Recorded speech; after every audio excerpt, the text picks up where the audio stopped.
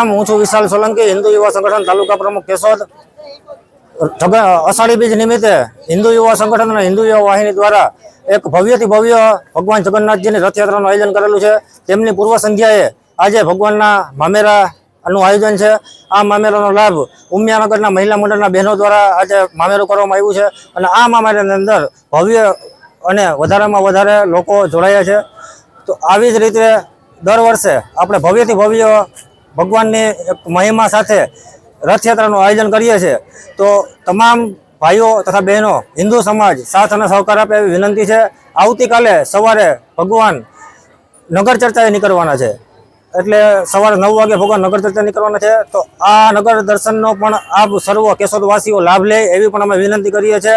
અને આ રથ છે એ સંપૂર્ણપણે નાળા વડે ખેંચવાનો છે, તો નાળાનો પણ ખેંચવીને અને પુણ્ય લેવાનો પણ લાભ લઈએ એવી અમે વિનંતી કરીએ છીએ। જય શ્રી રામ।